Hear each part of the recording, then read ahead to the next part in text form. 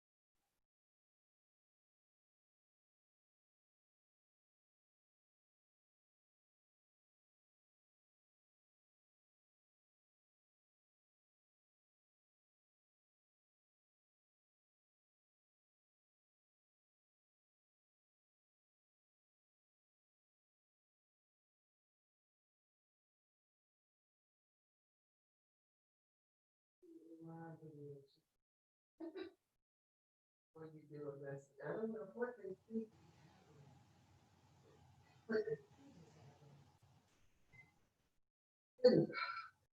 Probably know. Try to get your mind up. Make sure don't nothing polluted come out today. Lord, it was one of those days where the pollution might come.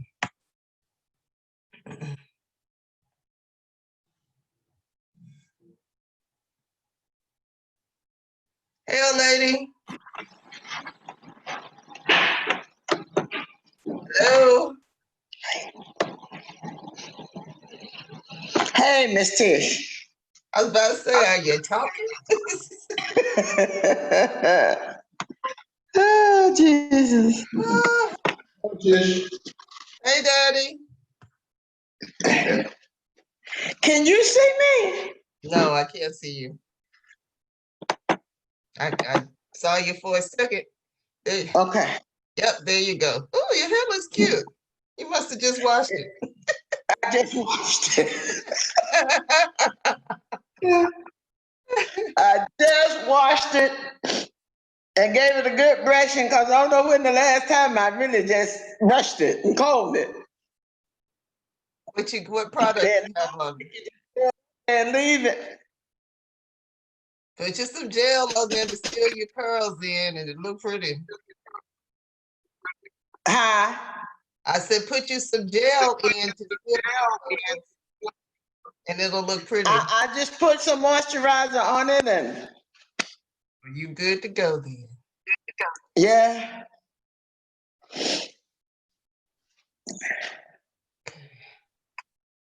I started to blow dry it, but I thought, oh, I ain't got time for all that. I know that's right. Uh,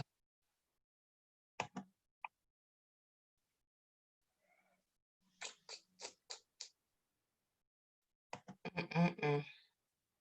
Shucks. What did I You do? want to turn the fan off? Yeah, because I wash my head.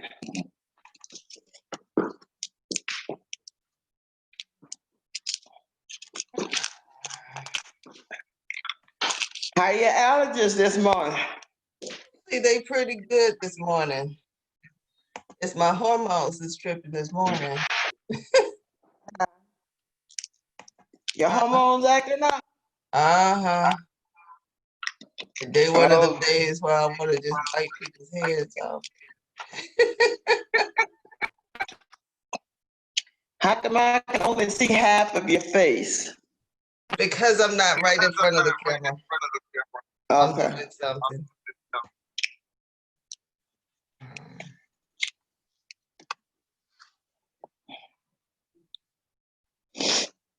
Yep. When we get through, I'm gonna go try to take your little granddaughter some money. Okay. I promised her that I was gonna give her a few dollars last week and messed around and didn't go. What she need money for? Just for her to have some money. No. She like having her own money. Mm-hmm. Hey, Shirley. Both of those TVs. Good morning. How come I can't hear? Yeah, okay. Mm-hmm. How come I can't hear?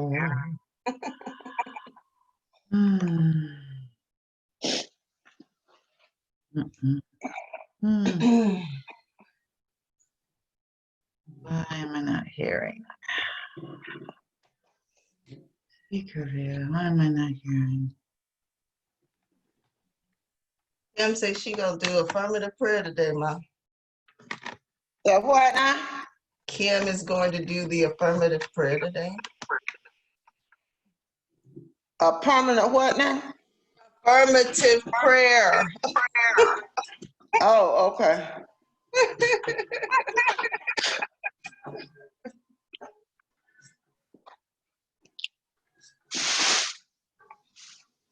Nobody had volunteered, and so I reached out to her to see, and she's like, well, I found a lot of them online. I can just do one. I'm like, well, cool. Cool. Yeah, I've often thought about doing a couple of those in the book because there's some wonderful prayers in that Wonderful book. prayers in the book. All right, I gotta finish something. Yeah, go to the bathroom. I'll be back. Hey, good morning. I realized I turned my speakers off yesterday and I forgot to turn them back on. How are you this morning? I'm doing well. How are you? Oh God, dealing with this another riots. I mean, I've been doing riots since the 60s. It's like, here we go again. Tearing up our own stuff, burning down our You own know, buildings. the kids. I'm okay with the protesting. Yeah, I'm okay. protesting is not an issue. It's the destruction. But the burning down and destroying property, I'm not for that. No. Most people aren't. And I mean, I went through it in the 60s in Cleveland riots. In DC, I was in DC when Martin Luther King was killed, and they almost burnt DC down then. It's just ugly. And it doesn't help. I was sitting on the porch when people were rioting. Okay, I understand. I had two small children because I had my son when I was 15 and my daughter when I was 17. And so when the riots in our hometown got started, they were throwing bricks and everything. I wasn't about to get out there and with my kids or No. get hurt. And I was the only thing because me and my husband had separated. And so I was all my kids had. Now, wasn't gonna do it. And so now I see it. I hear the kids, and I hope other people hear them. Yeah. I hope people listen to see that man laying on the ground saying, "I can't breathe." It's like, and then when they turned him over, he's dead. That's like it's ingrained into your mind. And that was the only one. that's just it. It's been going on year after year after year. I think I just said a couple weeks ago, since the pandemic, you know, at least we haven't had a lot of police killings. Then we get the Aubrey thing, and then we get this, and then we get all this stuff going on at the same time. It's just And the lady, I forgot where she lived, but the lady that they broke into her apartment and she was in the bed and they shot and killed her. Yeah. And Yeah. Oops, we at the wrong place. Yeah. Hey, Shirley. Hey, good morning. How you doing today? Hey, Jill. Oh, pretty good. Morning. How's everybody? Doing Good well. morning. How are Good, you? good. Very well, thank Oh. you. On the plus side, the space station docked successfully a few minutes ago. There's some good news, huh? On the good side, yeah. Hey, Kim. Hey, good morning. Hi, Good Kim. morning, baby. How you doing? Good, how are you? I like I'm your good. lipstick, Leticia. Oh, thank you. You look like you're ready for the office. I'm in a mental space. Oh, okay. You look great. Thank you. Mhm. Oh, boy. I tell you what. Miss Stacy. Hey, Hi, Hey, Stacy. Stacy. how y'all doing? All right. That's fine. How you doing? I'm good. You ain't been up to Atlanta, have you, Stacy? Hey, look, ain't going no farther than Macon. That's as far north as you need to be. Look, if I didn't have to be up there, I probably wouldn't have went. But I was checking. I was like, me go the way I know ain't no people out. Right. You know, every now and then I think about why I had to move out of Atlanta, you know, and it's like, I am so grateful That you did, huh? that I moved out of Atlanta when I did. Hey, Mr. James, how you doing? Good morning. Good morning, Bertha. How are you? I'm good. We have to share a screen. Yeah, if I had been in Atlanta, some of where the rioting is, they are right in front of my building at work. Okay, right Yeah. downtown. Right in front of it. My building is right next to the CNN Center. Okay. Hi. Hello. Hey. Hey, Nancy. Hi, Nancy. Good morning, Nancy. Good morning. Good morning. Good morning. Get my pen ready for my notes. Here it is. Have I got the camera on? No, ma'am. No. There We you don't go. see you. Now, there you go. There you go. Okie doke. Singer that died, Nancy. Hey. I do. We just lost everybody. I did? I see everybody. Oh, really? Yeah, I see let me everybody. try it. What I happened? see everybody. Okay, yeah. Get back. I don't know. All right, it's 10:59. I see a couple more people need to join us, so we'll give them a few minutes. Am I supposed to be able to see everybody? Depending on how you have your screen set up, you should. Oh, wait a minute. Maybe this is participants. Well, if I press participants, I just see names. Okay, so if you go down to the bottom of your screen and Right. just hover your mouse, you see a menu, right? Well, I've got to hover my finger. I see start video. Yes, okay. Share content. yes. Okay, on that line, you should see 3 dots that says more. Oh, yeah, I do. Okay, so if you click on those three dots, it should give you the option of changing the way your screen appears. It has chat, meeting settings, minimize screen, visual background, and raise hand.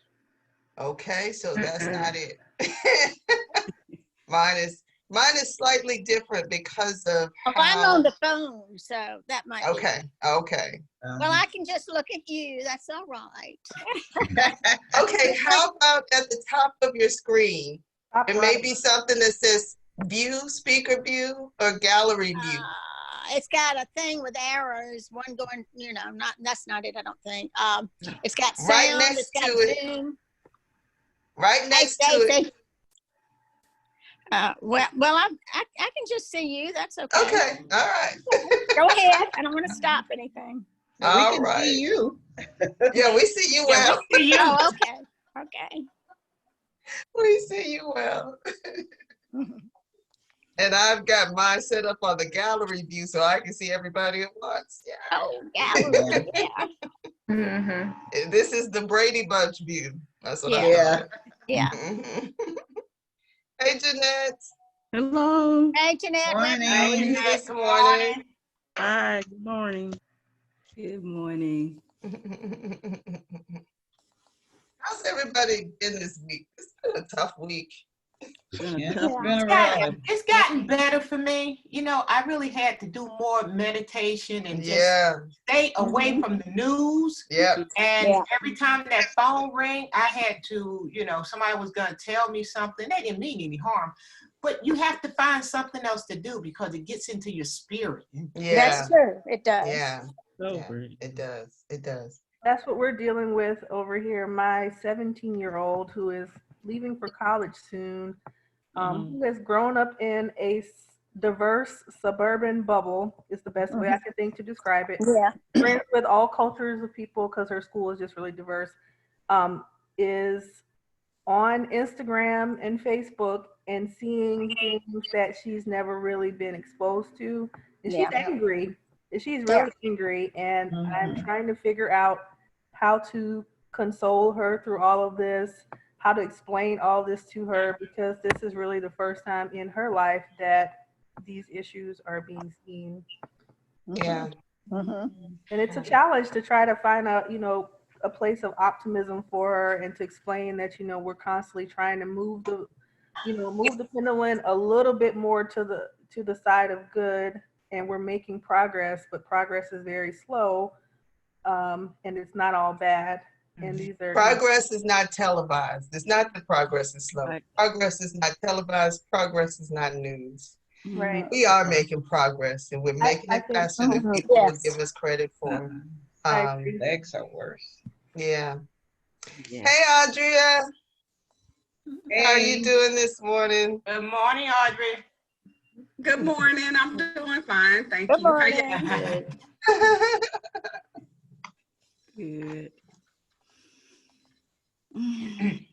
So we're just chit-chatting about our week, but I am gonna give you guys, if you looked online, I need y'all to start using our Facebook page.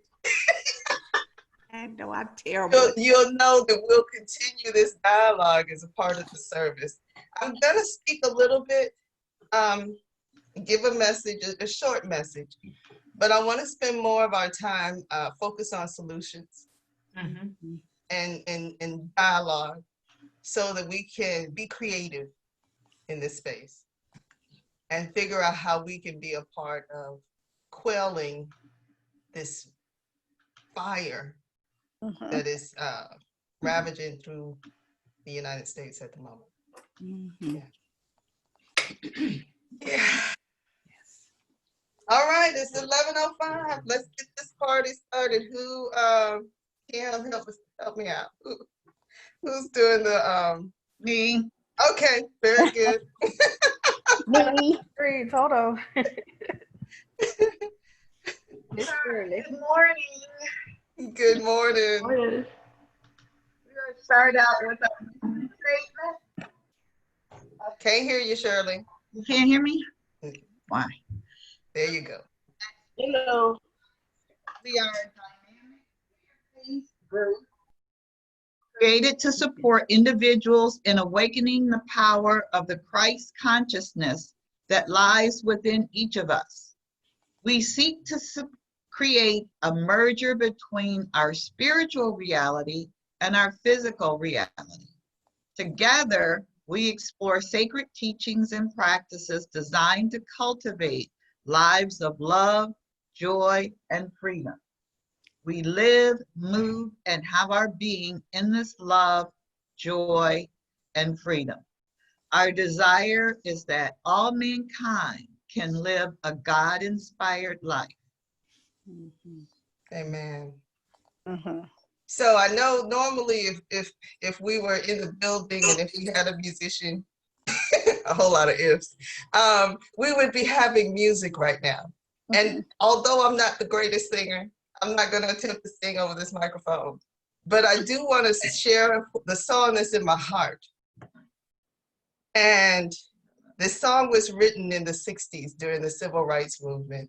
And it was written by a Catholic priest who was trying to create diversity in his community.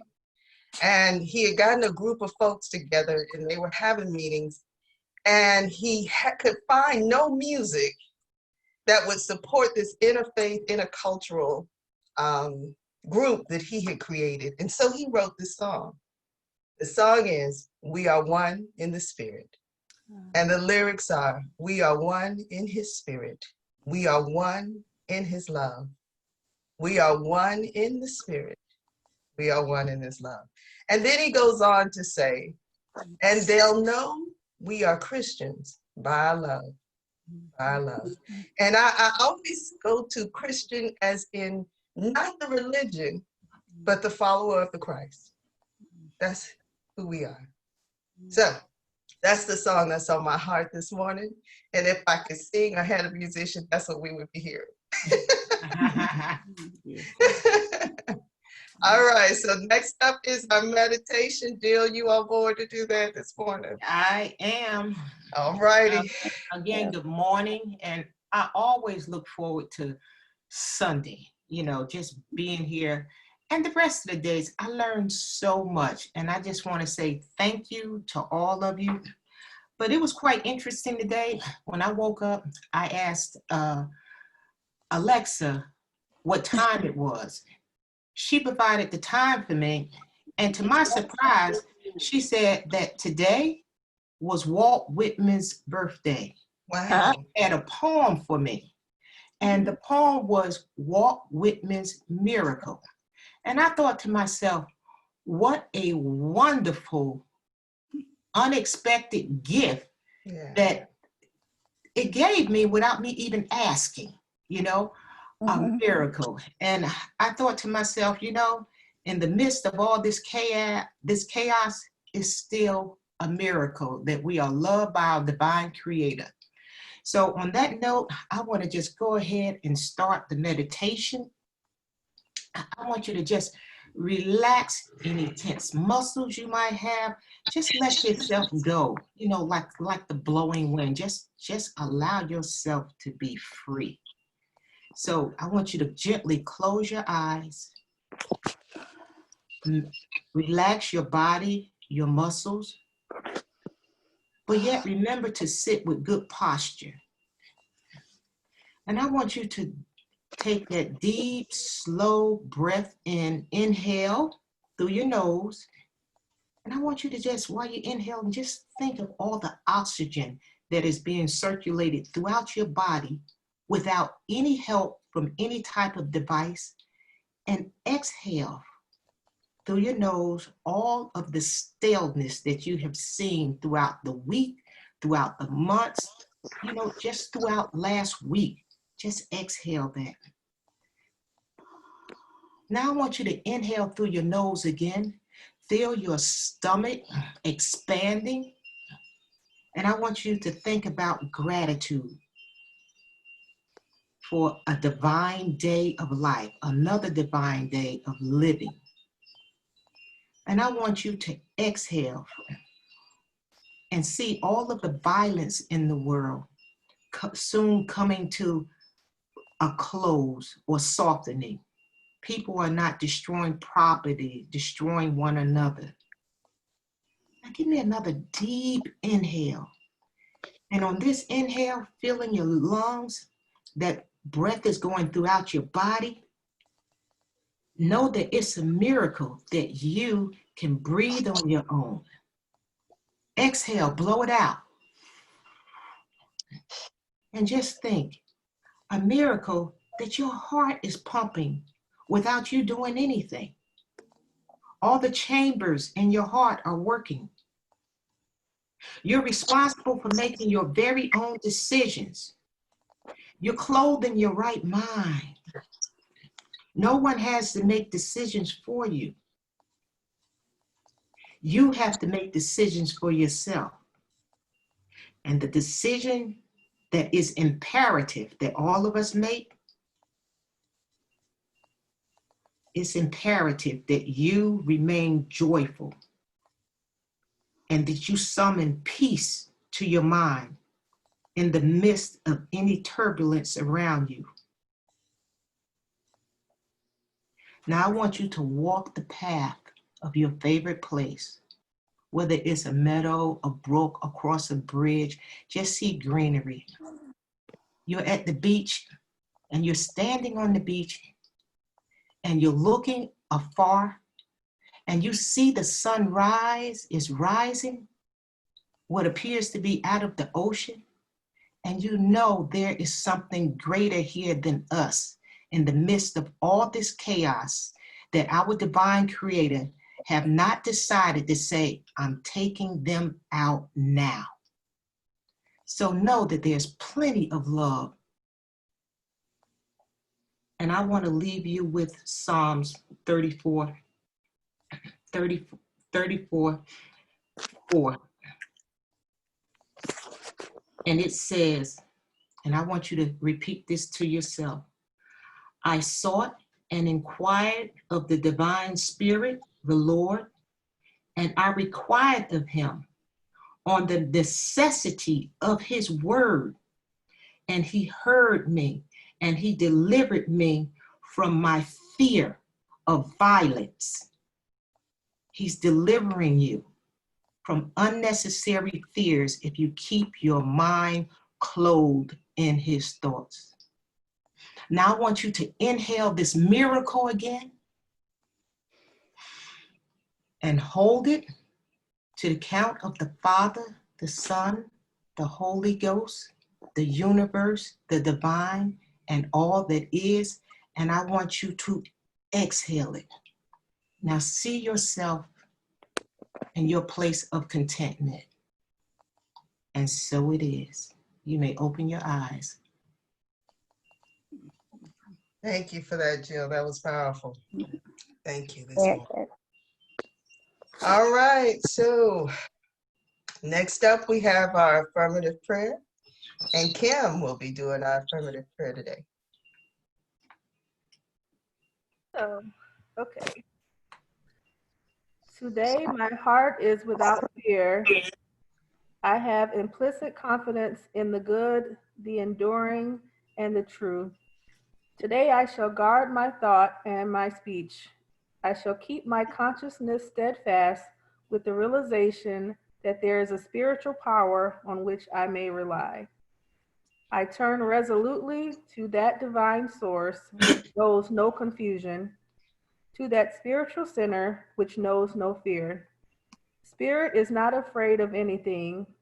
The divine has no enemies, and spirit knows no opposites.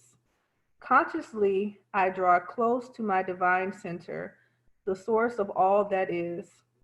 I feel the warmth of its presence. I enter into a faith made perfect through love and confidence, an assurance made complete by the abandonment of myself to good. Acknowledging good in all my ways, desiring only the good for others, I rest in calm assurance. I open my consciousness to the realization that all the power and presence there is clothed me in its internal embrace, that the Spirit forever imparts its life to me. I believe in myself because I believe in God. I believe in my destiny because I know that the law of good is operating through me.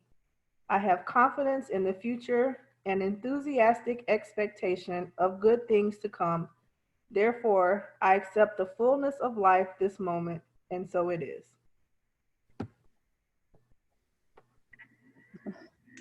All right, next up is Bertha with our inspirational reading. All right, I know you all have heard this several times, but this week my mind kept going back to a quote from Martin Luther King. So I'm going to start this before I share the reading with you. He says, returning hate for hate multiplies hate, adding deeper darkness to a night already devoid of stars. Darkness cannot drive out darkness. Only light can do that. Hate cannot drive out hate. Only love can do that. Yes. And so this morning's daily word was also about love. So this is just perfect. It says, I am a loving presence to everyone I meet. It has been said that the world needs more love. The truth is that all the love the world could ever need is already present everywhere, because God is love and God is present everywhere. Created in God's image, I am divine love in human expression. I know that love is much more than a positive feeling. Divine love is the energy of oneness itself. As I remain centered in divine love, I know oneness in God with all people, including those who are dear to me and those who I have never met. Divine love helps me see good everywhere in everyone. I look beyond conflict and limitation and find the good that is always mine to discover.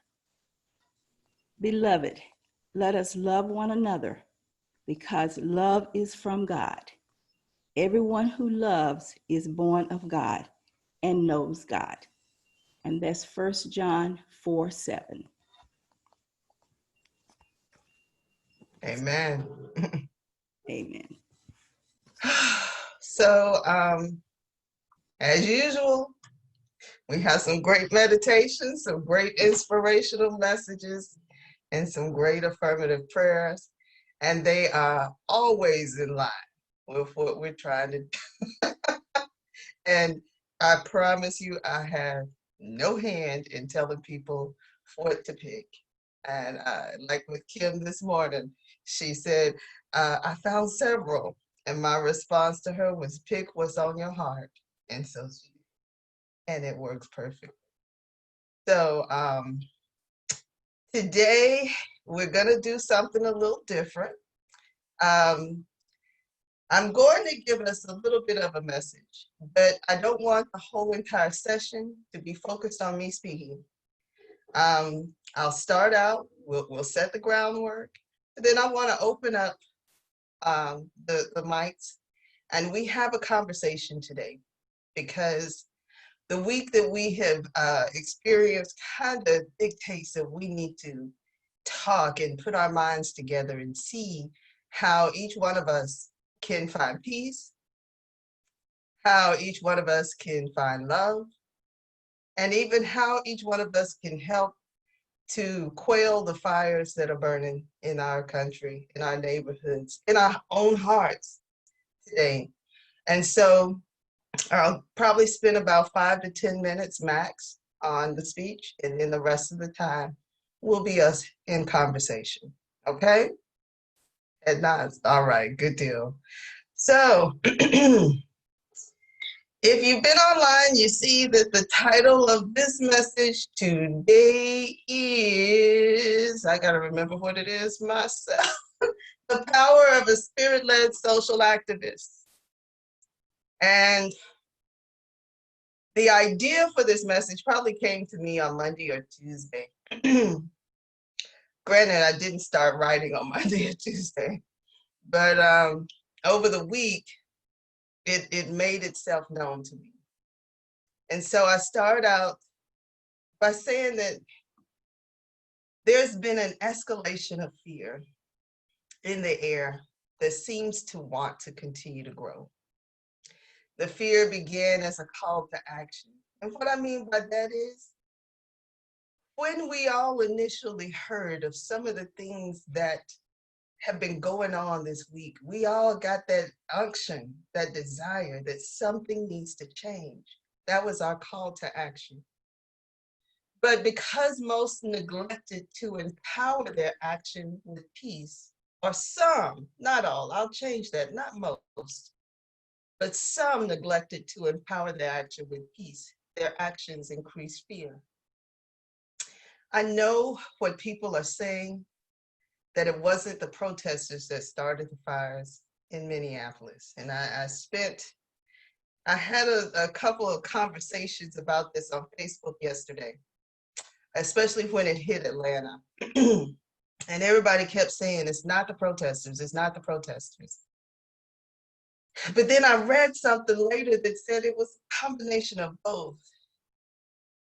But the belief is that it wasn't them that broke the windows in the cars, that terrorists had infiltrated the protests and they escalated the fear. They were a cause. And as I think about this scenario, my mind immediately thinks of wildfires. Wildfires can be caused by almost anything: cigarette butts, lightning strikes, leftover campfires. But only under certain conditions does this create a problem. You see, when the ground is wet and filled with moisture, a cigarette butt doesn't stand a chance. Sparks from campfires fizzle out in the very place they landed. On the other hand, when the ground is dry, and the grass serves as kindling for the fire, the flames are nurtured and fed into, and once this happens, the fire spreads uncontrollably to all it touches. Fear, anger, reactivity is like kindling for any fire, and the fire always spreads. Now, yesterday, Saturday morning, I spent most of the morning in tears as I learned of the protests turned riots in Atlanta. For me, it was as if the last seal of the apocalypse was starting to break, and Atlanta was that seal. I know this sounds a little dramatic, but I felt like if Atlanta lost control, the rest of the world would too. And as I watched the news later on last night, I realized that it kind of sort of did. Miami was out of control. California was out of control. New York was out of control. So, of course, I've spent a lot of time praying this week and asking for guidance on how can I make a difference, just like I'm sure many of you did, and many others in our communities did. Out of that prayer came this message. And I warn you now, like I said earlier, we're going to talk today. We're going to talk about my understanding of this topic, and we're going to look at ways to stand in power and related to social activism. I want us to take away the power of the problem by changing our dialogue from that of the helpless observer to that of the empowered activist.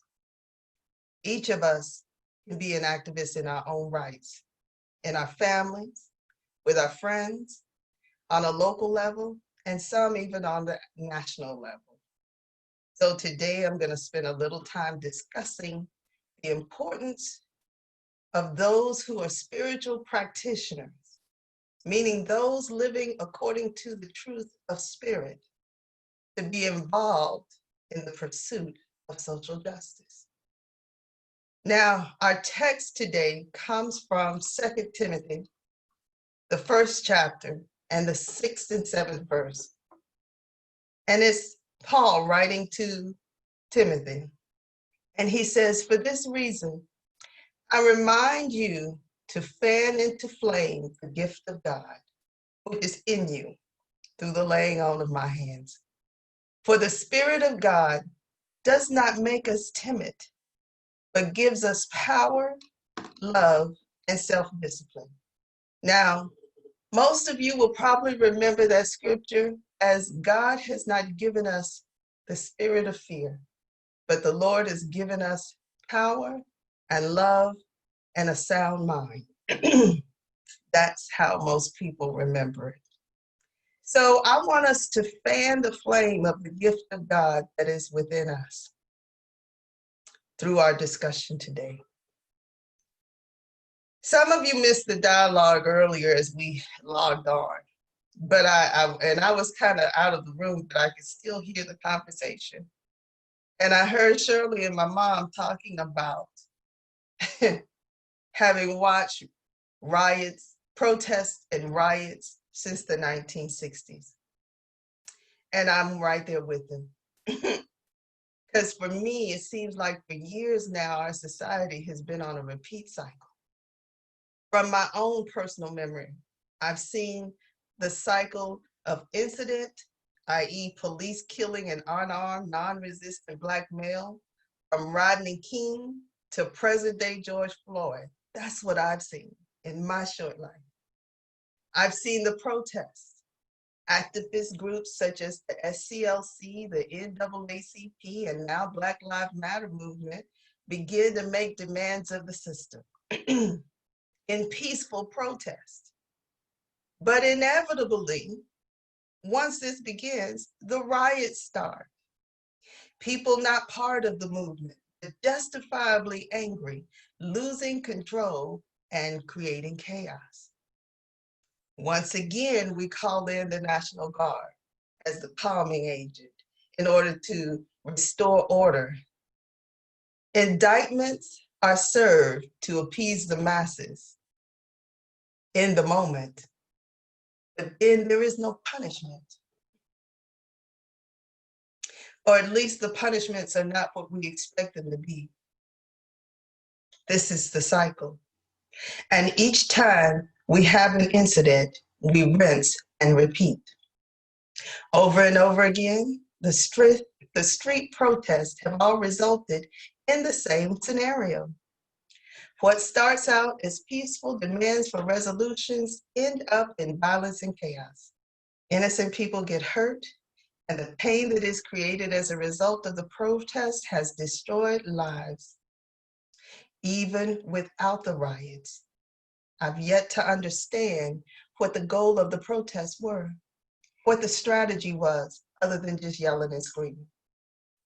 A plan like this seems to have no power whatsoever, yet we keep repeating this same scenario. Now I'm hearing that the enemies of equality have not only seen this pattern, but they recognize the opportunity to exploit our lack of ingenuity and have infiltrated our ranks to make our protests even more invalid. This week, like all the others in the past, I've heard the sentiment that all we can do now is prayer, a signal to go home and wait for an answer. And this is expressed every single time this scenario plays out. This is problematic to me because in my mind, prayer should have come first. I don't mean a prayer in petition to God to step in and do what it has already empowered us to do, but a prayer affirming the truth of who we are, followed with a meditation to receive guidance on the next strategy. A strategy that allows us to walk in power, love, and self-control. A prayer that fans the flames of the gift that God has given us. As the writer says in Timothy, God has not given us a spirit of fear, but one of power, love, and a sound mind, meaning self-control. So I've been quiet this week about what has been happening. I haven't had too many discussions online or in person about the problems of police brutality, but I have prayed and asked for a strategy. I asked the universe, how can I protest differently? The universe responded, look at Colin Kaepernick. Now, while Colin Kaepernick received a lot of flack for kneeling during the national anthem, His protests had equal impact as rallying in the streets, except with the adverse effects. Colin Kaepernick is still a topic of discussion to this day, even though he's no longer with the NFL. And the funds he's raised as a result of his efforts have been tremendous. It was a calculated event that was done not out of fear, but empowered, not out of reactivity, but out of calmness and strength. I asked, how in this climate can we reignite the spirit of his protest?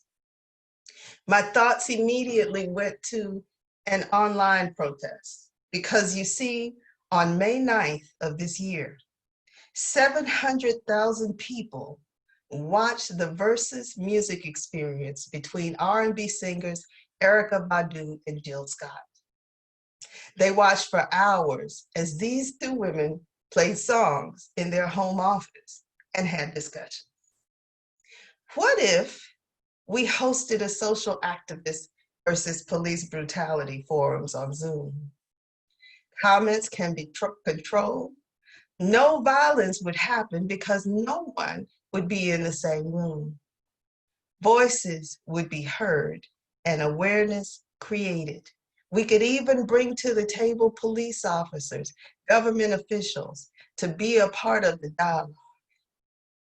If the creators of Versus can come up with an idea to generate interest and earnings from music, then surely we can do the same for social justice.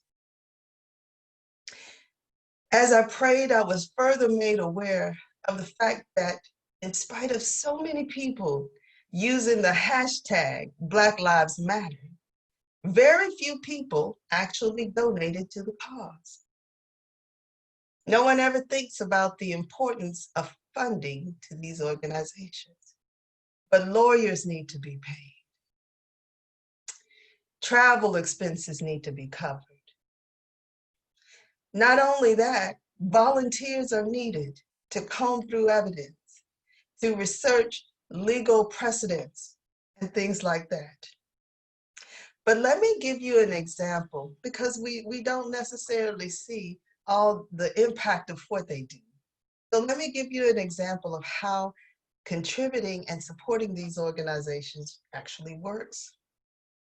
The NRA, or the National Rifle Association, has been in place to protect Americans' First Amendment right to bear arms for years now. Their membership is strong. They have money. So much so that even laws that make sense and serve to the betterment of society as a whole cannot be enacted because of their influence. We must become like the NRA. We must become supporters of causes that we are led by spirit to support. By fanning the flame of the gift of God, the spirit of power, love, and self-discipline, we can begin to see new ways of doing things, and we can bring about change.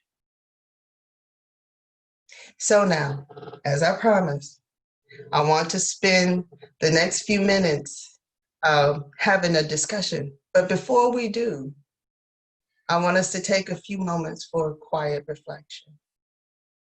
So I will count from 1 to 5, and we will go through a period of silence. During this time, I want you to ask the Creator for solutions, for guidance, for peace. Once it's done, I will open up the mic for discussion, focused on the solution and not the problem. And so we will begin. 1, 2, 3, 4. Deep breath in and release. 5.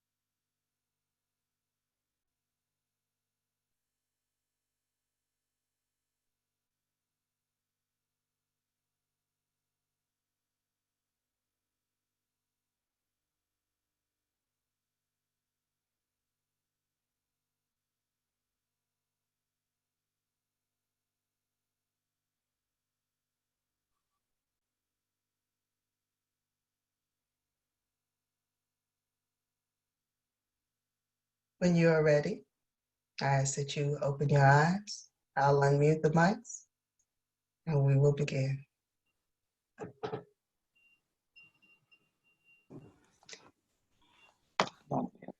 can't hear you, Nancy. Hold on. Now try speaking. All right, can you hear me? Yes. Okay. I just wanted to say that Gloria and Shirley and I probably remember the same things. The Vietnam War, the killing of Martin Luther King and JFK and Robert Kennedy was it was a terrible time in the United States. I don't know if anything could ever compare to that. And so the problem has existed since in my teens and early 20s, what the answer was. And I mean, we go through this all the time and you come up with the same thing, prayer, prayer, we'll be more like brothers and sisters to each other, but it never seems to work. It sort of just goes deeper and we cover it up. And so I'm interested in knowing what a plan is, and be active in it. Yeah. I was thinking about, this is just probably doesn't have anything to do with it, but the successful launching of the rocket yesterday. And how Elon Musk went to President Obama and said he wanted to help NASA explore space, that this was such an opportunity. So they formed a partnership. And yesterday was the result of that, optimism and thinking they could work together. So if you have a plan and you're willing to work it, it's not just here. I've got a very good friend. She's like a daughter that home is China. She was living in England and went back to Hong Kong about 3 days ago. Well, if you know anything about Hong Kong, they've been taken back by China, will be under the thumb of the Chinese. And this is causing riots all over China. Wow. So we're not the only, in fact, it's just part of the world. So yeah. I guess we can begin it here and maybe they'll follow suit, you think? Yeah. So anyway, that's my input. I've seen it and it's been going on. It's never stopped. Yeah. It's been less, but still there. Yeah. Yeah. I think, you hear me okay? Yeah. Okay. I think that the problem or part of the solution is you never know who you really put in office until they get in and they start making decisions that they already had in mind in the beginning. And the people who are responsible for holding people accountable, whether it's your friend or somebody you work with, whatever the situation may be, that you turn the other eye or blind eye because you don't measure up to making a decision for holding people accountable for their actions. So if you hold people accountable for their actions and you start setting examples as to, the law, for everything you do, there is a consequence. Right. In a consequence, there is a law as to why that consequence was carried out. But it starts with the people in power, whoever it may be. And when you turn a blind eye, you can't solve a solution because you're pretending it does not exist. And the people who were just fed up with it, they never had an open mind to want to do anything. They just want to lash out. But when you lash out, that's not the solution. As you said earlier, it creates more mental, physical, and financial decay. Yeah. So that's people were just, I think they were just tired of praying and perhaps, and you shouldn't, and tired of things going this way, and it always amount to, as you stated earlier, the same thing. So they start to live the rage inside of them. The solution is you got to make people accountable. Okay, so I want to address something that you said. Let's talk about solutions. Problem number one starts with the rage. Mm-hmm. We have solutions for that. That's right. We have to deal with the rage. Injustice is here. Yes, we get angry. And this is one of the things that I've said, as I was thinking yesterday. The Bible says that we are to be angry and sin not. I said this to somebody earlier this week. It is okay to be angry, but let your anger lead to right actions. And that's what this conversation is about. How do we, and this is why remembering that we have a spirit of sound mind or self-control within us, because what we're seeing in the rioting, in the violence, is a lack of self-control. Mhm. They're allowing their anger to take over, and they're giving themselves permission to express this anger, right? Mhm. So within us, the first thing we need to do is to only move when we've got that under control. And that's what, to me, the prayer and the meditation is about. And I'll tell you, it was a lesson I had to learn. It took me kind of years to learn because I have a sharp tongue, right? And when I was younger, I would just go off because I would have righteous indignation, the word that they're throwing around, righteous indignation. Yeah. And so I would speak from that anger. And that anger created more hostility. It didn't reach people in the way that it needed to be. And I swear I went through a period where it was almost like God said, you will not speak. Until you learn to speak in power, to speak in love, to speak for change and not more of the same, then you will keep your mouth shut. So we have to keep our mouths shut until we have something worthwhile to say. Mhm. That's the first step to our action. I was listening to a young lady on the news the other day in Minneapolis. She was one of the leaders of the social activist group, and I could hear her anger in every word that came out of her mouth. And even in that, she justified, and she said, well, I mean, she almost said that the looting and the tearing down of buildings, she said that it wasn't just terrorist groups, okay? So she defeated what the newscasters were trying to, the narrative that they were trying to put out here to take it away from the protesters. Nah, she said, we mad, and this is why we burning your buildings down. And I'm like, and there you go.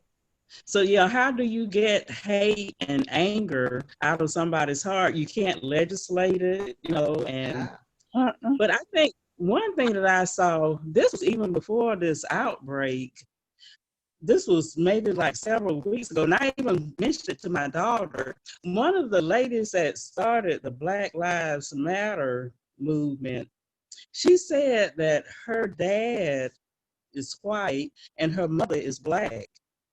And she said that her dad just did not get it about the Black experience. And she said that he had to rescue her and her mother on many occasions because they lived in a real exclusive neighborhood. And he was always having to come and explain that they lived in the neighborhood and that you know, he had to always go and get them when they would stop because they were driving a Jaguar or whatever. And, you know, even though they had proof, but she said even after he did all of that, that he still did not get it, you know, and he did not understand why she was out there fighting for Black Lives Matter. And when I heard that, I'm saying, oh my goodness. Yeah. Mm-hmm. I don't know that the answer is to attempt to change people's minds at this stage in the game. I think our answer is to attempt to impact legislation right now.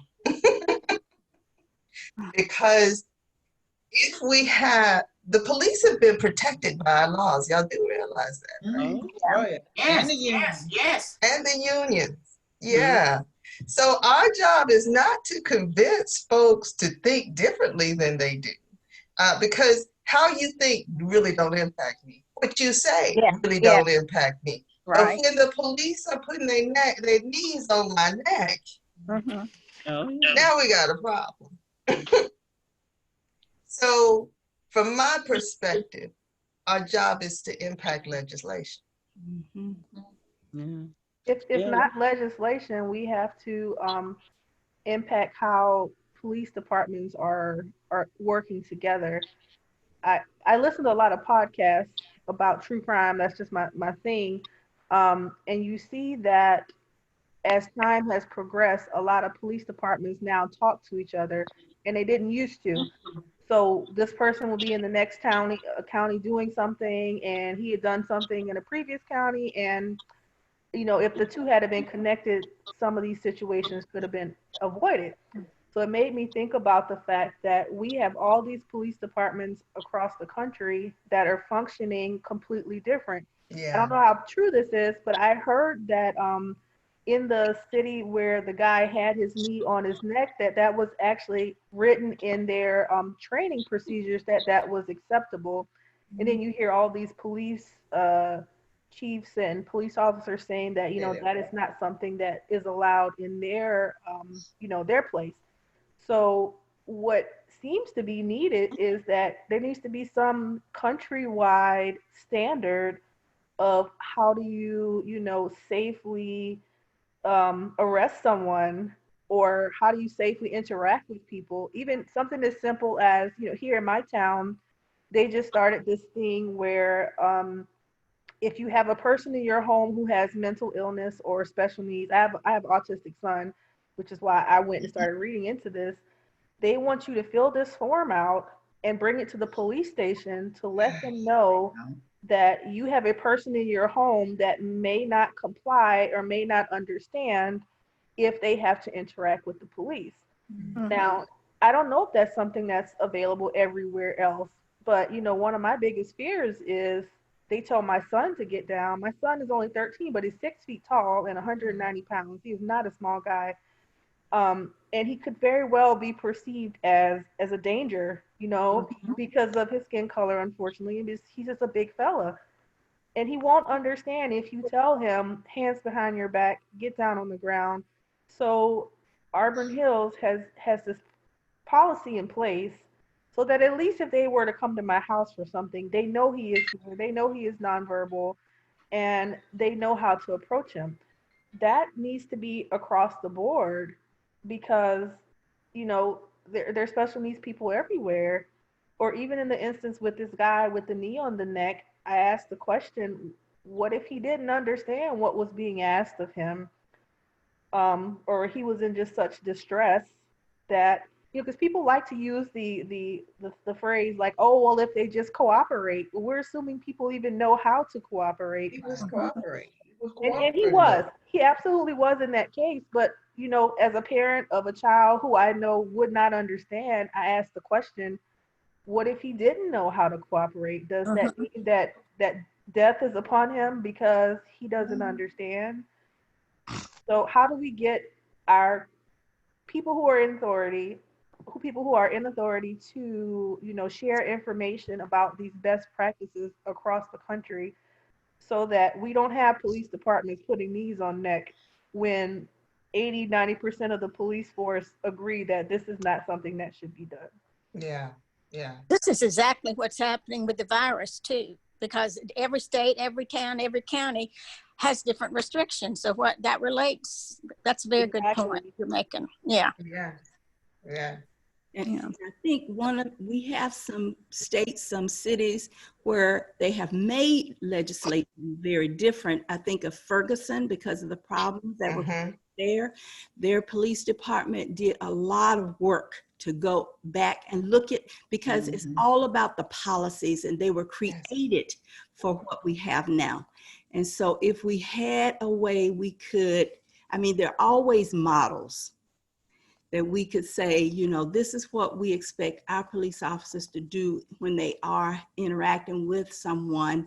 And also, you know, you think of the one who has been arrested. He had numerous incidents where he had, my daughter, my son, they live in Minneapolis and they're 15 minutes away. And Ashley said to me, and they're a mixed couple. So she said, this has been going on for so long. She said, the people are tired. They are tired because they know this is a culture they have allowed to go on, that nobody has examined that to see what needs to change. Yeah. And I think the way is what you said. I think the way that we start to figure out what to do, because I think about, what causes a person to do that to another person is really because their heart is not in there. But we cannot change that. We can't, but we can change policy. We can demand that the way the laws are written and how police interact with suspects changes. And, you know, and to be held accountable for their behavior. This whole like boys in blue thing, and they defend each other. It's no different to me than, you know, like in domestic violence situations, when you've committed a crime, you don't get to go back and say, oh no, I don't wish to place charges on them. Right. If they do something flat out, they need to be held accountable, and held accountable swiftly, so that we don't get into these protest situations, because at least people feel like there are consequences for this behavior that is happening. You know, and that's a very good point that you made, Kim, and also a very good point from you, Bertha. And I think that I know that I spoke about, you know, holding people accountable. Now, I'm sure that every police department knows that when a person have their hands up, you don't shoot them. And if a person is running away,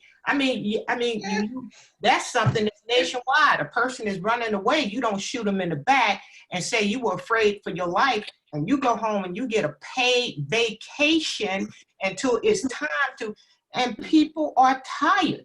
I mean, especially, you know, my heart goes out for my nephews, for every Black mother that has a son. For that matter, every minority mother that has a son. I had a friend who has 4 sons, and she called me. She was afraid. She was crying. You know, they going back to school, and she said, I just don't know what to do. So she was, and normally I think this person is calm, but she lost it. It is inexcusable that the boys in blue who are hired to protect you, they protect whomever they want. So I know we're trying to come up with a solution, but you have to understand the problem first, that they have been getting away with this for so long that they feel comfortable with it. And that is why I feel that removing the protective barrier from police officers who murder unarmed, unprovoking individuals during arrest, they are protected right now. We got to remove that protective covering so that a trial can be done, so that justice can at least have the opportunity to be had. You know, my words for the past couple of years has been that we did not legislate police officers to be the justice system. We have separate arms of government for a reason. They are law enforcement. They are to arrest. The judicial system is to try and judge. And right now, our police are being the enforcement and the judge and jury. And we are allowing them to get away with that. We need them to bring people to justice so that they can have a fair trial, and it can be determined according to the Constitution whether they are guilty or not. And that is not happening. Yeah, and it didn't happen with Philander Castile. Judge Linda Hatchett was on radio not too long ago. You know, she was the lawyer for his family, And they went to trial, and the jury let the officer go. They Yeah. found him not guilty. So Exactly. what do we do? But now I do know personally one of the major problems about police officers, because I worked in HR for the city of Atlanta for 10 years. And the same problem they had then, they have now. And that is they have a shortage. They do not have enough people. They always have vacancies. So they would take just about anybody. I have actually seen them Yes. in that hiring process, when people fail the drug test, they would tell them to come back, in 30 days. Mm-hmm. And they are so desperate for bodies until, the KKK and the neo-terrorists, they can get in on the police force. And I'm sure that's a lot of what's going on. And I think they've been hiding out there for years too. Yeah, Mhm. Shirley was going to say something. What were you going to say, Shirley? Well, I think the bigger issue, well, part of the bigger issue is that we need to educate people on the issues to vote. Yes. And to hold their, to even know who their elected officials are. They don't even know. A lot of the young people don't even know. Yeah. No. Not just the president. We see a president who gets away with murder time and time again. So we're not able to hold him accountable unless we vote. Chief of police are usually elected officials. Yes, they are. DAs are elected officials. People have got to be educated on the issues and vote. And also hold those police departments to a higher esteem where we're paying a decent salary to be able to recruit qualified and high standard people. When we're scraping the scum of the barrel, because we don't have enough people, and we're just dragging in anything. Yeah. And so that's what we're getting, and the frustration is beyond belief now, like it was before in the 60s. Unfortunately, sometimes you got to burn it down to get people to see how serious you are about rebuilding something. Yeah. You were going to say something, Mom? Yeah, I remember when we lived in Arizona, relating to what Shirley was saying, I remember I worked in a Hispanic neighborhood. Remember when I worked with the agency?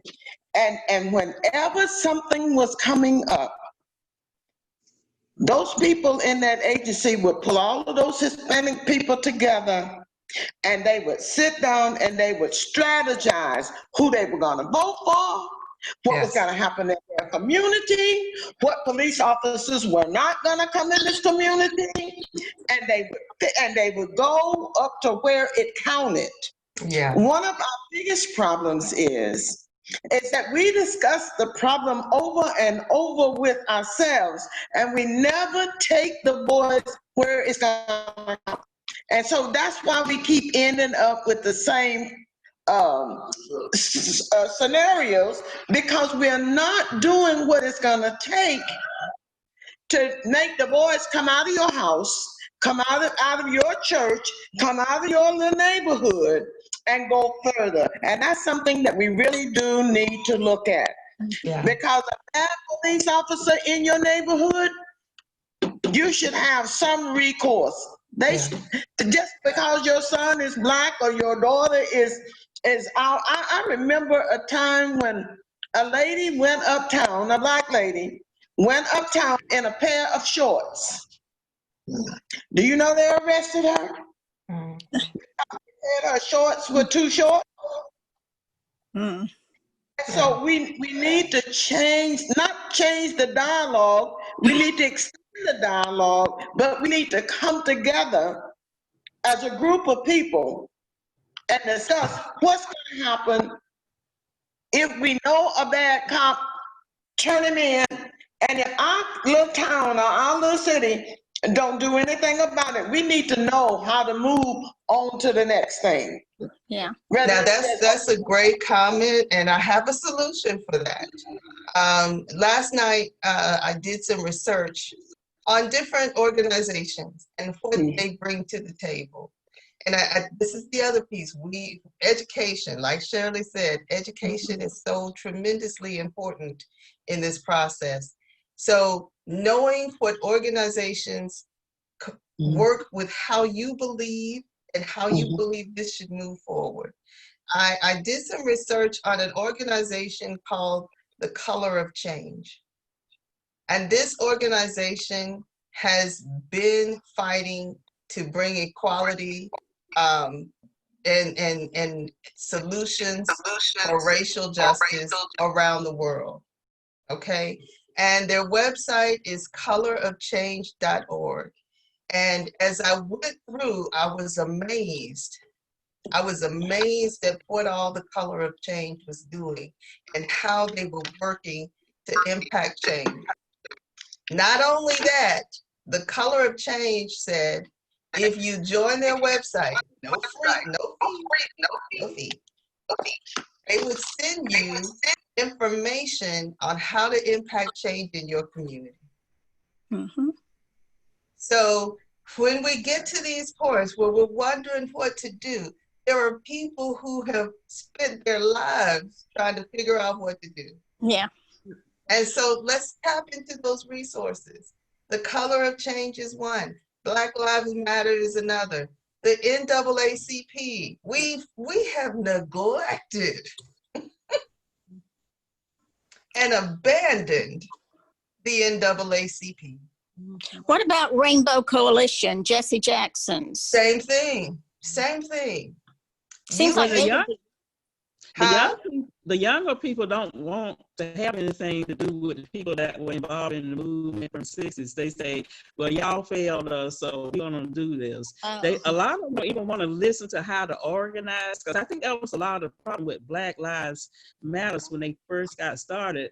You know, it was such a big movement until they didn't quite know how to organize it. So some of the older people like Al Sharpton, they said, oh no, we don't want to hear nothing you got to say because this is a new day, you know. So I think it would have been good if they all, the young and the old, could have gotten together, you know. That would have made a little more sense, you know. Well, and this is why I felt so drawn to the Color of Change. The Color of Change is a more updated organization. However, we can't worry about what the young people are doing. We've got to act in a way that we believe is right. Young people are gonna do what they're gonna do, but they'll figure it out eventually. That we all in this together, and we all need to work together. You know, they'll figure it out. So I appreciate that they don't like the NAACP, but historically, the NAACP has made change. They have. And what has made them weak is our lack of supporting them. That's what has made them weak. We've completely abandoned them. So, and when I say support, everything that we do does not have to be financial. I amazingly enough, in another life, I almost became a paralegal. And what I learned in the time that I was in paralegal studies was that it takes a lot to bring a case to trial. It takes a lot of research and many, many bodies to go through case studies and look up precedents and examine evidence and share information. We could literally volunteer to be resources for those organizations as they are getting ready to go to court. Okay. We can do that. No matter how much money you got. Yeah, yeah. And one of the reasons I bring this dialogue to our community as a spiritual community is that as you saw the Amish were out protesting. Did y'all pay attention to that? The Amish are peace-loving people. They stay out of everything. Yeah. They were out in the streets with signs. because they believe in social justice. Spiritual people are about, if we don't understand oneness, if we don't understand, we're supposed to, let me take that back. We are supposed to understand oneness, that what hurts one person hurts me. Right. And so I cannot sit back and say, it's not my problem as a spiritual person. I cannot sit back and say, let's hope for the best as a spiritual person, because I know that I am an arm of God. And so the reason we are having this dialogue is to give ourselves resources to act and move and be that spirit that is supposed to live inside of us. Yeah. And today is Pentecost Sunday. Yes, so, it is. So you we are got this absolutely holy right. holiday to work to our advantage. So our prayers and meditations are supercharged, and that the Holy Spirit will just come down on us and get rid of all this chaos. And you know, like you said, we are one. Yeah, we all in this together. You know. Yeah. That's it in a nutshell. Okay. Now the other thing we need to, back to this concept of oneness. One of the things we do is that we work in a vacuum when it comes to social justice. And I keep telling everybody, keep hollering racism, racism, racism. I'm like, what I'm starting to see is more classism than racism. Do you not realize that poverty is the greatest equalizer when it comes to police brutality? Yeah. Mexicans, when I was in New Mexico, there was a time where I felt like it was open season on Hispanic people because they were shooting them down left and right. They were poor people, yes, poor people. I did a class up in Stockbridge where I pulled together a group of a mixed group to have discussions about multicultural faith, right? And during that, we're creating diversity sensitivity because this was a group who had never been diverse before. They were moving into diversity. And so I worked with that group to try and combat some of the issues. And you want to know what we found in those conversations? While we thought that only Black people had issues with police brutality, I found that poor white people had equally bad scenarios with police brutality. This one man told me that as a 13-year-old boy, growing up in a poor neighborhood, he had another white police officer pull a gun to his face because he was in the wrong neighborhood. He wasn't Black. When we make this be a human problem, a human rights issue, and not just a Black or white or Hispanic or Native Americans. Native Americans are disrespected constantly. We create a force that can be reckoned with. And so I want to encourage you guys as we think about this to not think in a vacuum of our community, but to expand our thinking to reach across the line to other cultures and understand the experience of their community also. And if we can partner with those communities that are having the same experience, then our efforts are supported, they're greater, our impact is greater. You know, because poverty always gets the law end of the deal, no matter what the issue is. Because coronavirus, poverty has been it with everything else. So that is really an equalizer. Yeah, it is. Did y'all know that the Native Americans are suffering greatly? Yes. From coronavirus. Yes. I have friends from New Mexico that were part of the Navajo Nation, and they are struggling. They are struggling. Yeah, a lot of them still don't have running water. You are absolutely right. Outside, outhouses. And even I was watching an interview of one of their state congresswomen, and she said she didn't have running water. There she is at the state house, and it's just sad. It is. Something needs to be done. Let me tell you, one of my employees, when I worked in New Mexico, one of my employees got married to a Navajo girl. And I wanted to go to the wedding. And I was a little miffed with Chris. I'm like, how are you not going to invite me to the Navajo wedding? And he had to break down and pull me to the side. And he said, listen, I would love to invite you, but if you came, I would not be able to be at peace. I said, what do you mean? Yeah. He says, I would be concerned about your safety. Oh. Yeah. Drugs is a major problem on the Navajo reservation.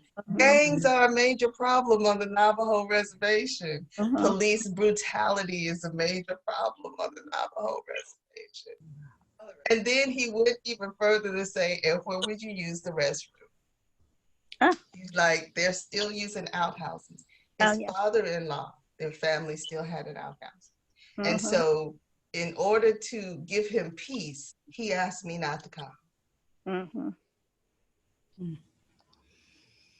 Yeah. So awareness of the fact that it's not just this community or not just that community gives us the opportunity to reach across the line. Stacy, I see you in deep contemplation up there. What you think? No, nothing. No, I agree with some of that, but when we talk about educating people and trying to get them out there to vote and getting people changing the laws, the people that are up there making the laws are the ones that we need to get rid of. Exactly. So you still have to change their mind. And we're saying we can't change their minds, but we have to. And when we try to, like when they had the last election, they tried to get, take people to give them the vote. They still found a way to move the polls, to change stuff so people can't vote. So even though we do all of that, we still get hit with the roadblocks. So, I mean, I don't know how we get around that. It's almost impossible. I mean, we keep trying, we keep trying, we keep trying. Boom, the roadblock. Something else changed. They move this, they do that. So you keep hitting the brick wall. And so you understand why the people who are poor, like, well, hell, we ain't got shit to lose. Excuse my French, so let's just go tear up everything. It ain't ours to begin with. So why do we care?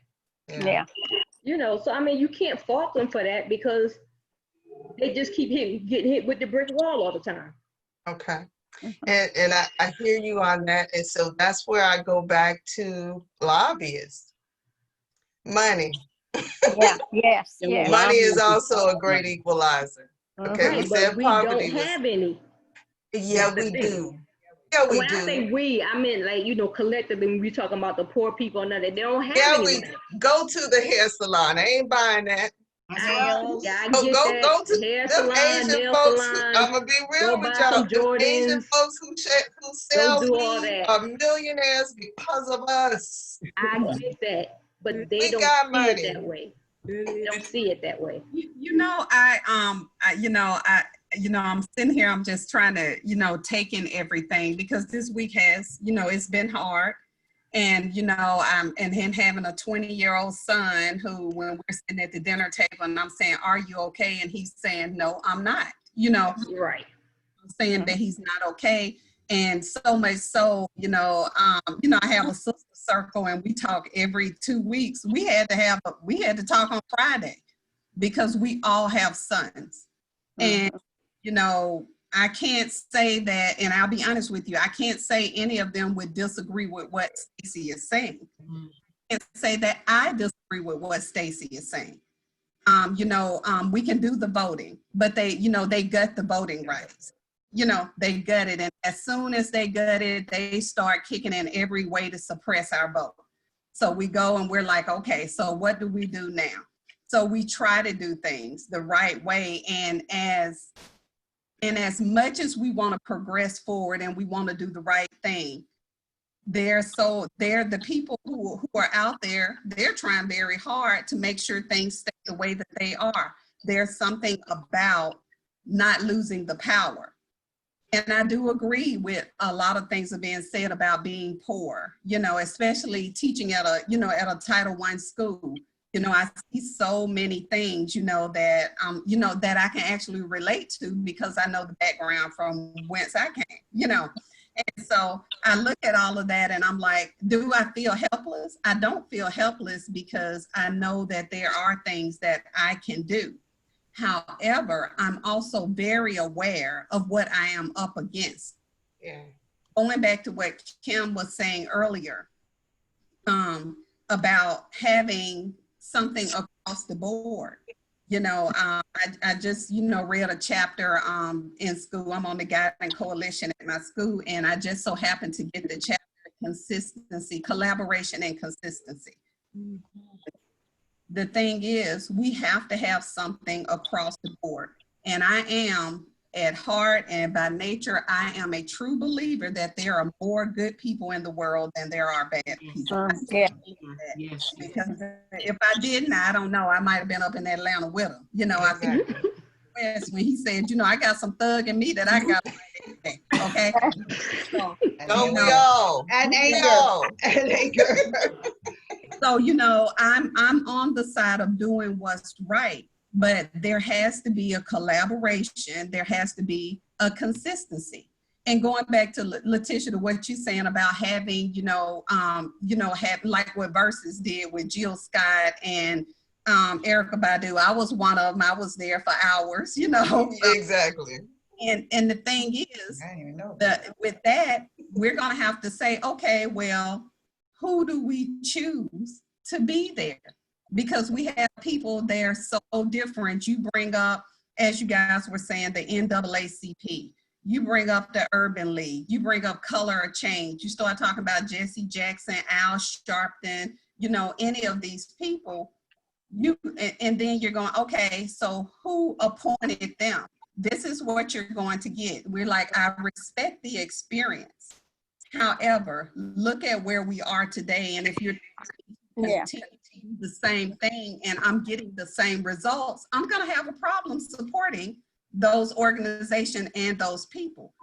So those are the things that I'm looking at, because, you know, when we bring up some of our institutions and we go, yeah, they've done some great things. But when you start going behind the scenes and you start realizing where their funding is coming from, that's why they start stopping short. It's not all, the lack of support from us is one thing, but also where they're getting their funding from is another thing as well. So when you have certain people funding certain organizations and they stop short in moving forward to make sure things are getting better and people start calling them out, you start getting the clash. And so there's a lot of discontent, disruption, and disunity that is sown within certain communities. And that is what I see. And that's because I've shared with some of you, I read a lot, you know, I listen to podcasts, I listen to the talk shows, I listen to different people from that, you know, I listen to Al Sharpton, Jesse Jackson, but I also listen to our leaders today. And the one thing is, we have to collaborate and we have to come up with things that we agree on. Because that's where we're having, you know, we're having such issues. There's such a disagreement on what should be done, who should get this, well, who's the leader? Because if we start asking right now, just to be real, okay, tell me who's the leader of the Jewish community. Tell me who's the Jewish or the Latino community. Tell me who's the leader of this community or that community. That is so true. Yeah. And you start going, you're like, oh, wait a minute, I don't know. But then when it comes to our community, they want to say, these are your leaders. Mm-hmm. And no, I don't listen to them. Or they start saying, well, okay, you know, so that's also a big problem for us. So there's so much there, and I know we're supposed to talk about solutions, and that's why I'm like, I don't even want to say anything, because I know there's so much, you know, we have so much, we don't have the unity to do it. And I believe in allies. I believe there are people out there who want to do the right thing. Matter of fact, right now with everything that's going on, I see more unity now than I've ever seen as far as the diversity. And absolutely blown away with it, but I would like to see different results. I would love to see different results.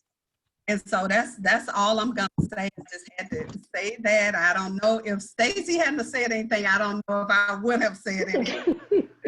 I know where, because I saw the look on her face, you know, and I know she and I are a little more familiar with each other as far as our conversations. And we haven't talked, Stacey and I haven't talked in a long time. But when it comes to certain things, you do start wondering where can I, you know, come in and do what I need to do. And so for me, the one thing I do, I start with my house. I talk to my children, I talk to my husband and my girlfriends who I communicate with. We do know we're going to be the best we can be, but we're also going to do the right thing, even if it's a hard thing to do. And sometimes it's, you know, it's kind of making sure the thug in us stays suppressed. So. And you know, I was just thinking about what you were saying. I mean, I'm one of those people who grew up in the 60s, so I'm thinking, once upon a time, we did not think Black people have the right to vote. I was a part of that. I remember being a rebel, and I said to myself, so what has happened to me? And the establishment accounts on us giving up. So our persistent sticking to it, determined no matter what the circumstances are, we're not going to give up. And I remember being that person. So I'm like, now what happened to that person? Because I was one of 7 children, and my youngest brother and me, we were out there, we were marching, in junior high school. What happened to me? And that movement, the collective competency of all of us coming together and saying, we're not giving up no matter what. No matter what, my mom was upset, my mom was quiet, not wanting me to do it. I did not give up. And I think that's what the establishment counts on. Us forgetting, like you said, after so long, people forget the riots until it comes to them, and they forget. We cannot forget. And I guess I'm like the little, anyway, so I just, that's really what has to happen. Our persistence and just not taking it any longer. So we won't go back to doing things or things being the way it used to be. Letitia, is this being recorded? Because I would like to send it to a lot of. It is being recorded. So how do I get it? I'll send it to you. Okay. Because this is the sort of thing that needs to go out, to see intelligent women discussing a problem and trying to find an answer. And to some extent, well, maybe this group ought to start something, you know. And you know that is an ultimate for me, is to bring us to the awareness that we can be more than just a place to go hang out for. Exactly. Yeah. That would be a complete waste of our time to just be a social club. Yes. Your daddy got trying to say, Tish. Huh? Daddy got something he's trying to say. Okay. I was listening to the young lady just a few minutes ago talking about the leaders. You know, Reverend Jesse Jackson and Al Sharpton, them. We have to not look at them as leaders. What we got to do is start doing ourselves as individuals to try to make change. We're looking for someone else. Martin Luther King couldn't make no change. He just set the pathway for you can try to make the change yourselves. Once we stop looking at other people for change and we start pulling this stuff out of ourselves, that's when you're going to see a radical change coming. Now, I know a lot of people is upset by what's going on, but one thing for sure, things do not stay the same. You know, even if the president get elected again, it's not going to stay the same. He's not going to be there forever. So don't be doubting yourself because of a certain situation, you still gonna have to live. You still gonna have to stand up and confront whatever come forth and find ways of solving these problems. You know, we can't solve all the police problem or the police brutality, but there's things we can teach our kids to do to try to prevent from getting in these situations. Yeah. Some folks bring stuff on themselves, but we just gonna have to learn how to deal with some of these things. Yeah. And don't just accept this just the way it is. Yeah. It's not just the way it is. That's it. All right. So in short, we got to keep coming back to the table. I know. Look, I have a 29-year-old son, my only child. Mhm. And I have been dealing with police harassment of my son in Middle Georgia since he was 16 years old. Mhm. My only son. Okay? So I have a vested interest Yes, you do. in seeing change come about. Not only that, I got another grandson coming up behind him. My only, look, let me tell y'all, that picture of that grandmother standing in front of her son, begging the police not to harm him, Yes. that's me. Mhm. Yeah. And I promise you, let me make this clear, that I would die for my child in an instant Mhm. to protect him and keep him from harm. True. Promise you. And I will fight tooth and nail for my son. And not just my son, but my cousins. I got 4 cousins who are all in the same age group as my son. 4. Hmm. I am surrounded by Black males. But if I allow that fear, Mhm. that anger to impact me, I can't come to the table. Don't nobody want to listen to me when I'm yelling. That's true. Ain't nobody gonna listen to me when I'm yelling. So we've got to get a hold of our reactive nature, posture ourselves in strength and power with a belief that we can make a change. Not that I am not helpless to change this circumstance. You believe whatever you want to believe, but I am not. And so I will stand in that authority and in that power until I see the change that I believe in. I do too. So now we can say, oh, it don't work, but we cannot throw our hands up in the air as if we can't try no more. All we can do is pray. That's over. No, that's over. You're right. That's over. And I go back to our children. Why do our children not want to have a conversation with us? Because we sat on our hands and said all we can do is pray when Columbine happened. And when all them other school shootings happened, we didn't do nothing. Yes. We didn't do nothing. We gave up. Can I give up on this? Cannot. Spirit-led Life Center is in a community for a purpose. If we can impact nothing else, we can impact Peach County, Georgia. Yes, we can. Now, Audria, you are a researcher. You are a researcher to your heart. You've been researching a lot of stuff. You know a lot of stuff about a lot of different agencies. Share that information. You can post it on our website. You can share it in a group document, however you need to share it. Help us understand and see what you see. So that when we get ready to make a decision about what organizations is best to be a part of, we've got information. Information, knowledge is power. We keep saying that. Let's live it. The voting is coming up. There are people who are taking initiatives to collect data on who's doing what and where. I can see you doing that if you're willing to do it. Help us to be educated so that we can make decisions that have an impact.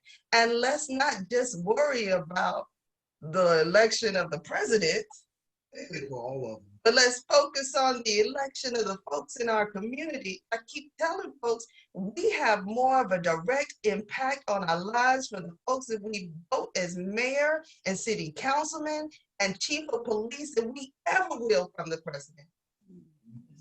They make decisions that instantly affect us, and we forget to vote. So let's get information on them. Whoever is willing and has the gift, let's use it to the benefit of all. That's all I'm saying here. That's all I'm saying. So if you know about the Urban League and you know about the NAACP, share that information. I chose the color of change because based on the research that I had done, quick research, not thorough, but quick research, I saw some good. Help us to know which organizations are better. And we can pull our resources and our efforts. We can bring their representatives to, we got a building. Yes. We can do whatever the heck we want to within the law in that building. No, we ain't having no politicians come up in there and speak. I'm sorry, I just don't believe in that. But we can have education about who those politicians are, what those unbiased education about who those politicians are. Does that make sense? Yes, it does. You with me, Audrey? I see you nod. I am. You know, I'm always open, you know, I'm very open-minded to a lot of things, you know, but I'm, you know, I guess, you know, for me, you know, the reality of some things, and, you know, I'm never going to give up. I'm a survivor. You know, I always find a way to make things better. I live in the positive. I live in positiveness all day, every day, you know, and, it's just, you know, when I see things for, you know, for what I believe they are, and I'm always trying to also understand other people's side and their perspectives of things. And so when I said what I said about the other organizations, I understand the perspectives of the other people. Yeah. So that is why, you know, I brought that up. Share that with us so that we can understand too. Yeah. And then we can make an educated decision about the direction we want to go in. That's it. Even, y'all know that as we started this, it was never about one person trying to tell you what to think or believe or how to be, right? That's always been the goal of this, was education, so that you can make an informed decision. So even in our political, our social agenda, because we can't call it political, we're a nonprofit organization, but even in our social agenda, we can be educated and have the right to choose which direction we want to go in.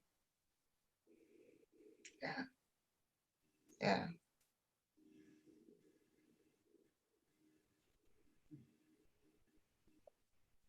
Anybody else? Sherry, you've been quiet.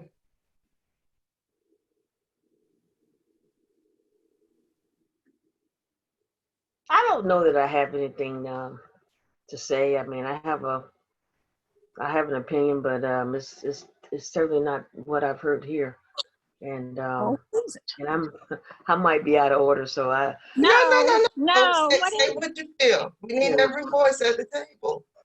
I think it starts at the top. That's what I think. Top comes down instead of the bottom goes up. Right. But I guess that's only through elections and president. And see, I disagree with the elections. I disagree with the Democrats and the Republicans. The two sides of the same coin. I disagree with that too. Yeah. You want to get to the bottom of it, you talk about the Rothschilds, you talk about the Rockefellers, you talk about the Chases. That's where it's coming from, but it's not coming from these little bitty peons, because every president I know of is just a puppet. You're right. You've been talking to Mark. My son and Sherry agree. I don't have to talk to Mark. I know. We do share some of the same beliefs. I know You do. But I had Sheila. this before I met him. Yeah. I know Yeah. that. Yeah. I know. Well, and this is why I believe in the power of our dollars. Remember, we said our votes don't count, but our dollars do. If we could figure out who we want to support, what group we want to pool our resources with, we can make Rothschild money, you know, collectively. Maybe not individually, but collectively. But it's, yeah. I'll never forget, I was in DC probably about a year ago. And I met a man who he and his wife had been lobbyists. And at that particular time, I don't know what it was, but people were protesting stuff. And this man says to me, you know, protests are a complete waste of time. And I said, why would you say that? I was just so overwhelmed. And he says, because lobbyists control most of the things. Yes. Yes. Yes. That 9 times out of 10, that what people are protesting about, some lobbyist has already been talking about it. They've already made a decision on it. The protests are reactive. They don't affect much. But a lobbyist, they can affect. To be a lobbyist requires funding. It requires money. And that's why I brought up the example of the NRA. The NRA is strong. They are strong. And they impact legislation. Tisha. Yeah. Can I make a suggestion? Yeah. Sure. Will you do me a favor and let Sherry finish her statement? Okay. And let her finish it. All of us spoke without being interrupted. I'm sorry. Let her finish her statement. Did I interrupt you? I'm sorry. I know I was finished. Yeah. I didn't have anything else to say. I'm done. Yeah. Okay. All right. I agree with Sherry that it is the financial piece and the influence of money that is really driving all this. I too agree with her. It's the same coin, just got 2 different sides showing, but it's the same coin. Always about the money. Yeah. Follow the dollars. I agree too, Miss Gloria and Sherry.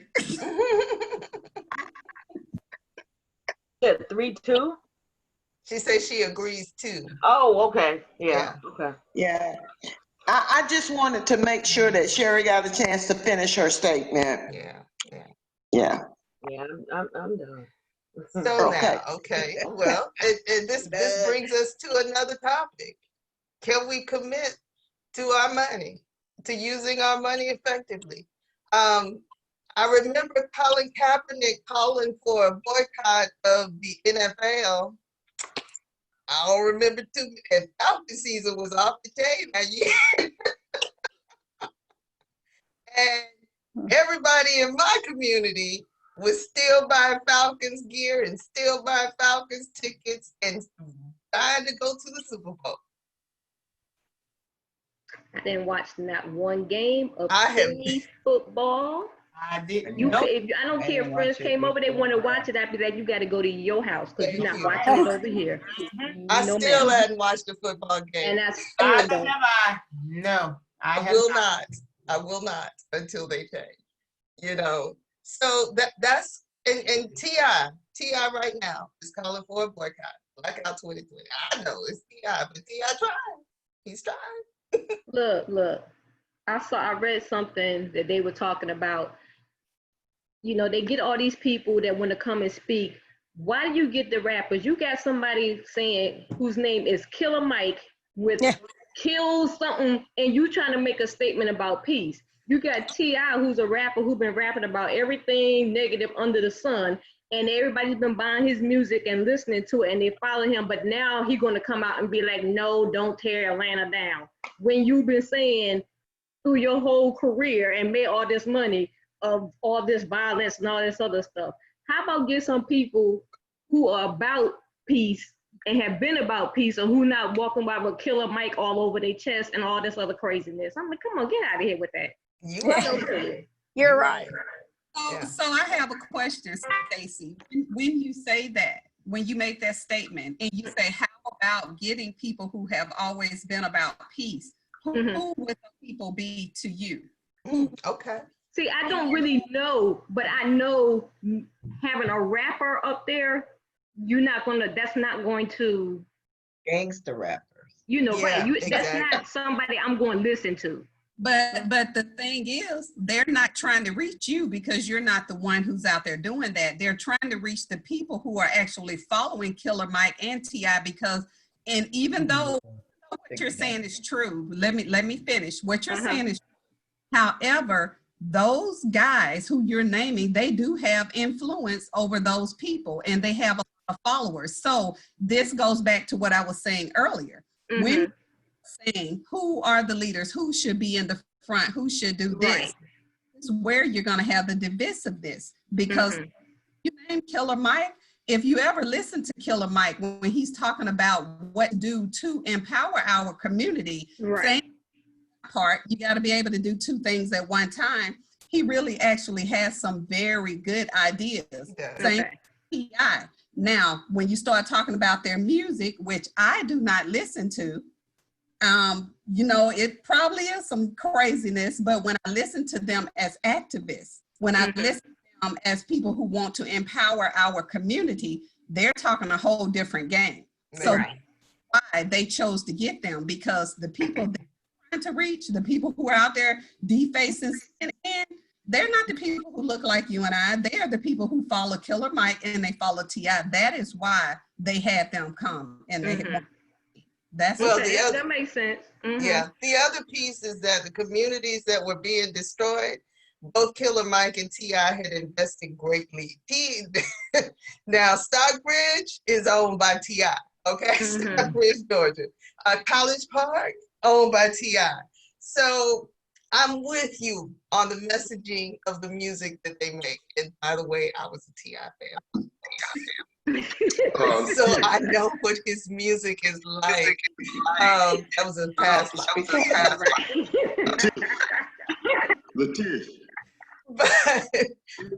But it is unfortunate because I do recognize the impact of the type of music that they have created on the mentality of a whole lot of folks. So it's like this dichotomy. That on the one end, you've got this great activist who's trying to make a change, but on the other end, the messaging that he's used to generate the revenue, impact change, is questionable. Right. So it is questionable. So, yeah. Unless you want to speak there are, Did you hear me? Hear you? Oh, okay. I you got to look at it. They use different messengers to get the information out. It don't always be pretty, but a lot of times they might just be the messages can get to these folks that they can have. Even back in the day when they was in the 60s, they called on James Brown to go out there to try to calm. You know, so you can using a different message for different situations. Yeah. And the nice guy might not cut it right long in there. Let's face it, we can't afford the Obamas either. No, we can't afford the Obamas. Either of them. I thought about, I think it was, who was it? It was either you or Stacy said that we're making the Asian community rich without, rich by going out buying that hair. I don't know why people do that, but nonetheless, I think that, they have a right. But the people that tend to make the difference or the young people listen to are the people in Hollywood. Now, if Beyonce went out there on stage and threw off her wig or her weave and said, "We gonna leave this alone," that's what they listen to. Yeah. People didn't stop perming their hair until Chris Rock got on there and start talking about, let me show you what this lie does to your hair. But they don't listen to reason. It has to be someone in this generation, it has to be someone in the limelight. If you want to do that, that's your business. But I don't understand. I think was it you, Shirley, last week you said that you had your mask on and people couldn't see your expression when she was talking about she couldn't wait for her hair to come from China. I think it was you. Yeah, I said it. To me, I'm like, it makes no sense. And I don't, you know, I was younger, as we all, it just, I don't understand. You know, the movie star have to get on TV, or Beyonce has to go out there in front of a million long people, straight blow her wig off and tell her, we gonna leave this alone, and they'll follow her. That's probably true. You know, that old movie, I'm Gonna Get You Sucker, from the early 90s. There was a classic line in that when whoever was out in jail or gone forever, and he said, what happened to the revolution? And they said they marched down to the government building and they gave them jobs, so the revolution is over. Because they got a little job, they got a little money, and they didn't worry about it. So we become complacent, and I know us, particularly as women. We can't hear you, Shirley. I know as women, we spend a lot of time. And I don't know why you can't hear me. There you go. Okay. There you go. We spent a lot of our years, some of us had to leave the revolution to raise our families and work and do all those other things. So some of that stuff did get pushed to the side. But we just got to come out of that complacency that we've gotten into. We've got comfortable while all the same time, all this other stuff, this crap is still going on. Yeah.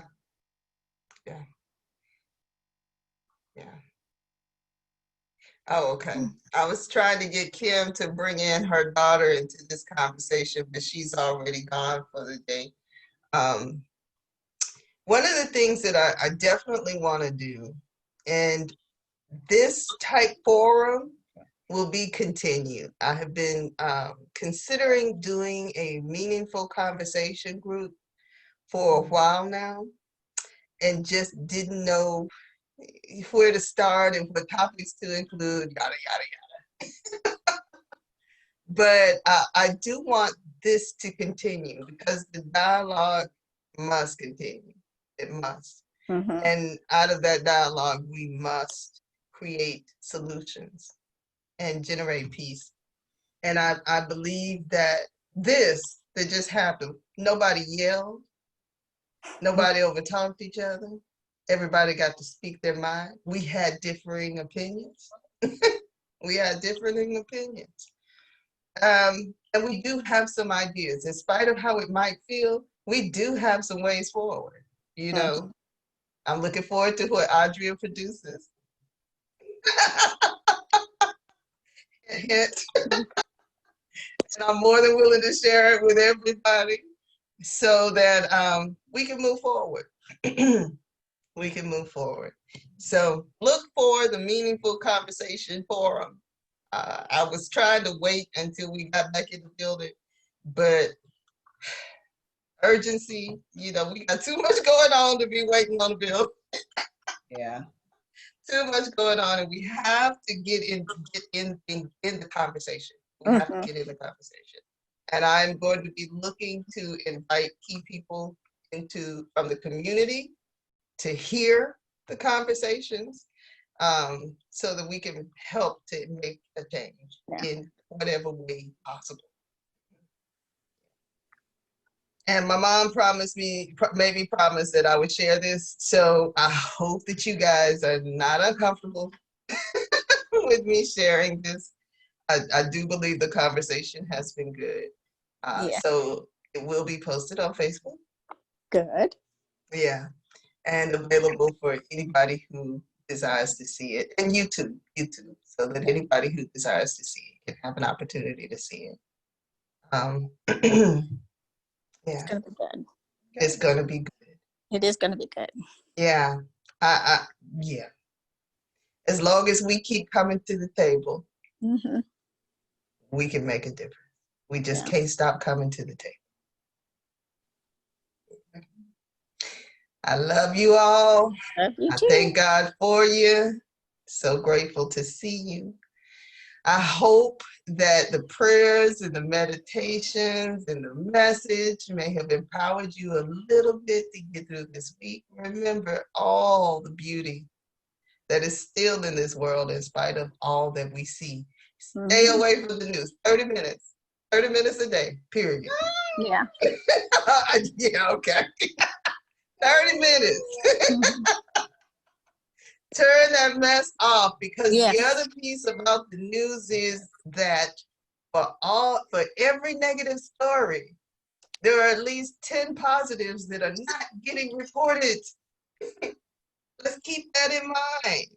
Mhm. Just like let's be real about numbers. It's like, okay, so yeah, we done had a police incident. That was one incident among 100 million situations. And I know what you're gonna say, that was one that got recorded. But like I told y'all earlier, my son was bothered by Warner Robins Police Department at least once a week when he was 16, 17 years old. He was pulled over often, but nothing ever happened. They even searched his car one time, pulled out all his stuff, left it on the side of the road, didn't find Jack.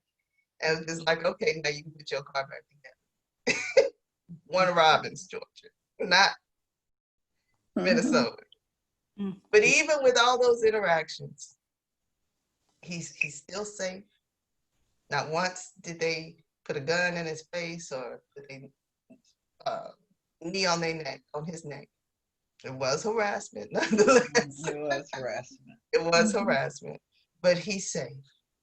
And so, in spite of all the negativity, there's still situations that are not escalating to this point. And we got to stay aware of that. All right. Those are my final comments. Anybody else have a comment that they want to leave us with today? All right. Have a great day. We'll see You you too. Monday for 6:30 class and Wednesday for 6 o'clock class. Yeah. Have a great afternoon. Thank you All again. right. Bye-bye. Bye-bye.